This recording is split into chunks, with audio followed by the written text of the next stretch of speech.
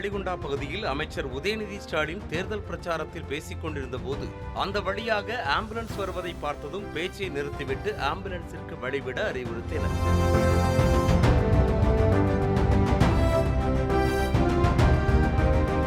இதனையடுத்து திமுக தொண்டர்கள் ஆம்புலன்ஸிற்கு வழிவிட்டனர். செய்திகளை உடனுக்குடனும் துல்லியமாகவும் தெரிந்து கொள்ள சப்ஸ்கிரைப் பண்ணுங்க.